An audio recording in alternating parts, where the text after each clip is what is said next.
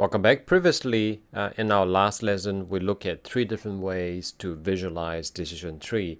In this lesson, we're going to move into understanding a little bit of the so-called magic, I guess you can call it, or the algorithm that's used to build the decision tree. Hence the term here, decision tree learning.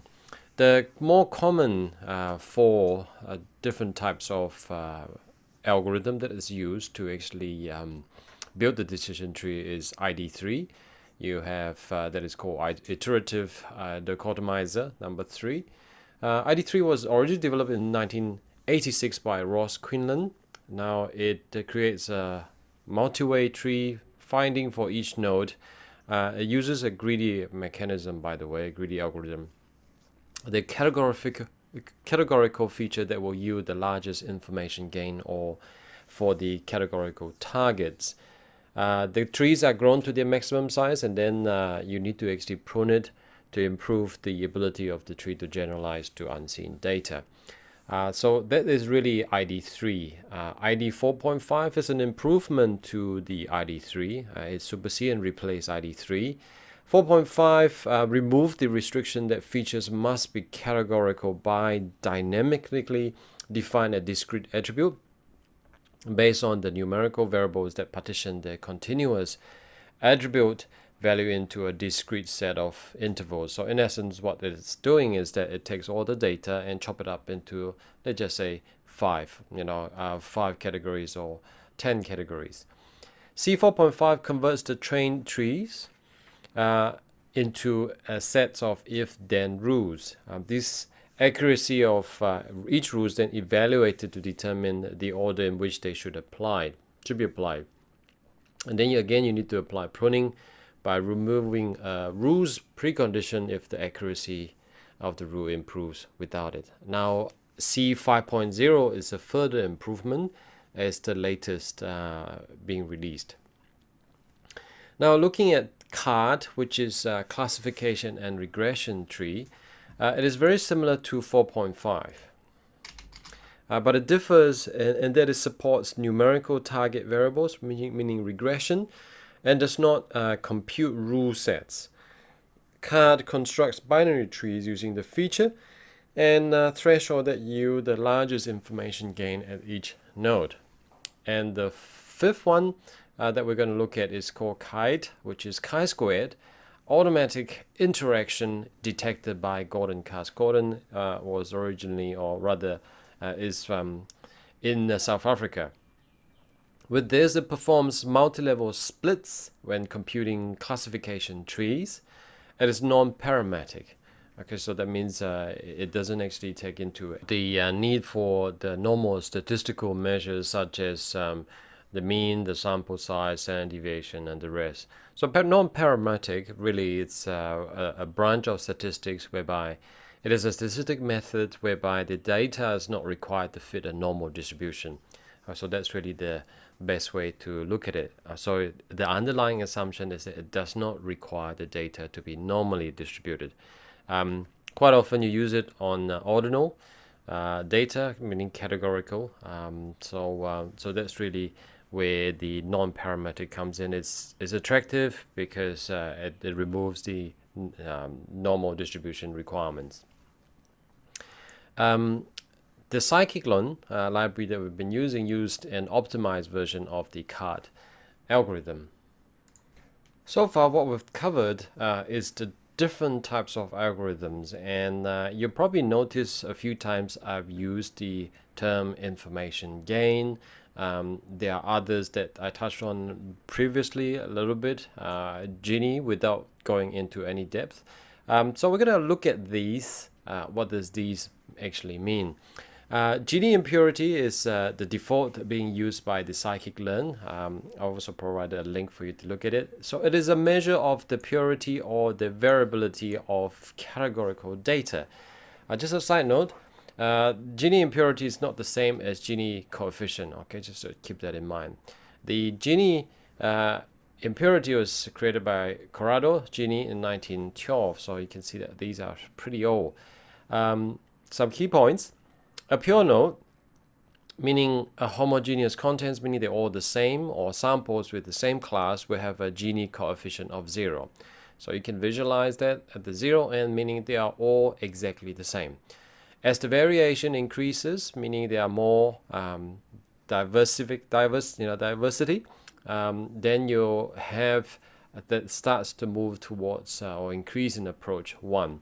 And this really how you actually calculate Gini. By the way, this is actually the actual formula itself. So let's look at our tree earlier.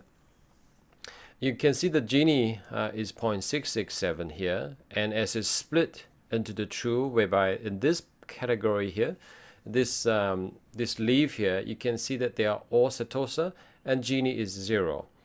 All right, and I think as you start splitting, the number gets smaller and smaller. So the largest one is under the root node, whereby the Gini is 0.667, and that's really probably the one key thing to actually be aware of, is that you have a situation whereby when it's 0, you have a pure node. When it's 1, you actually have full diversity. And what happens if it's half-half?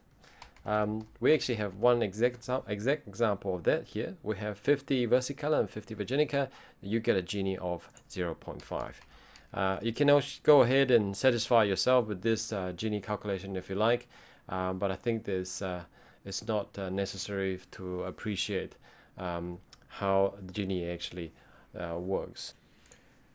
And if you look at this formula, basically it's saying 1 minus the sum of all of the different classes available or observed, and P is actually the probability. Now how you calculate that is just you calculate it based on the frequency table itself. Right, so I'll give you an example of this. So if we have an example whereby it is all male, so you have 10 observations here, you have the Gini coefficient is 0. And how do you calculate P square, which is this one here? It's just that you only have 10 observations of male divided by 10, so you actually have 1 to the power of 2 is still 1. And whereas for the female, there's no observation, so that's why it's 0. So in this case, coefficient, the Gini coefficient is actually 0. So 1 minus 1 gives you 0. An example 2 here is that you have 5 male and 5 female. So 5 divided by 10 is 0.5. 0.5 square, which is P square here, gives you 0.25. So if you sum up the two 0.25, it gives you 0.5. So 1 minus 0.5 gives you a Gini coefficient of 0.5. And last of all is we have a situation whereby we have A, B, C, D all the way to J, 10 different types. And basically you have 1 divided by 10 square gives you 0.01. You add them all up. 1 minus all of these, which is 0.1, gives you 0.9. So you can see here when it's actually pure is 0. When you actually have diversity, lots of different heterogeneous samples, it tends towards 1. So let's move on to the second type. Common type is called entropy. And similar to the Gini impurity calculation, you also have the probability here. The probability of the individual observation multiplied by the log of the probability of the individual option itself. So where you have the B here, people can often use either 2 or E or 10. It doesn't actually matter all that much. Right, so this uses a negative summation of the probability multiplied by the log of the probability itself. The question now really is which one should I use? Surprisingly, they are actually very similar. According to Sebastian, they tend to generate very similar tree. Gini tends to be faster to actually compute. What I will do is just so that you can get a visualization of this, of the difference between the actual tool itself. I'm going to make use of this illustration that was developed by Scikit-Learn, just to show so that you can actually see the difference between the two. Here, what we're looking at is that this is a definition of Gini itself, and this is the actual entropy definition that we listed above. And finally, the error really is just an illustration of the calculation between p minus and 1 minus p. And we're just gonna calculate this, and this is the calculation of entropy. And let's plot this out and have a look what it looks like. And immediately you can actually see some pretty obvious example. If you're looking at entropy, that's this black solid line here. If you're looking at Gini impurity, that is this red line here. Entropy scale is this one here. It's just slightly different. Looking at this, immediately you can see that there aren't actually much in the way of difference between the two. And that's one key thing really to keep in mind, is that you can use either Gini or entropy. It matters not really, it's not going to make a huge difference. Okay, the final and last one that I want to actually cover is called information gain.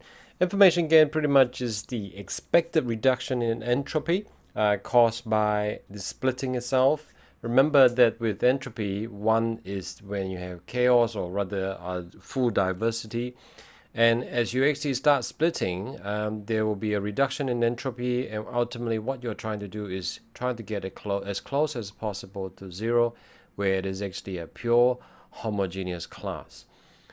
Well, that's really the end of this quite math-intensive portion, whereby we cover different algorithms that's used to split the actual nodes itself. Before we go, I'd just like you to actually make an attempt to just familiarize yourself with at least one. In this case, I'll probably encourage you to try it out with the Gini impurity coefficient here, or Gini impurity. Well, I've done it for male and female. Probably one, I should really be example 3, probably one further extension to this example that you might want to give it a try, see if you can actually do it for A all the way to Z. I will also be giving you the Excel spreadsheet that I used to generate this, just to make it easier for you to actually follow along. Of course, it's easier if you can code in Python. It's a lot faster in calculation, but you know, sometimes Excel is still what people are very comfortable with. You might like to pause it now, pause the video for a couple of minutes and try this out. When we come back, I'm going to summarize the lesson. Welcome back. I hope you actually gave that a try. Try to calculate the Gini impurities when you actually have 26 lesser observation and you have one of each. In this lesson, what we have covered really is the decision tree learning algorithms that's used, the ID3, 4.55, as well as CAD, and finally CAID. And we talked about Gini impurities, we talked about entropy, and finally we also talked about information gain. And that's pretty much the end of this lesson. And the next lesson, I'm gonna step into or step away from classification and look at how decision tree is applied in a regression manner. And I look forward to seeing you in the next lesson. Thank you for watching.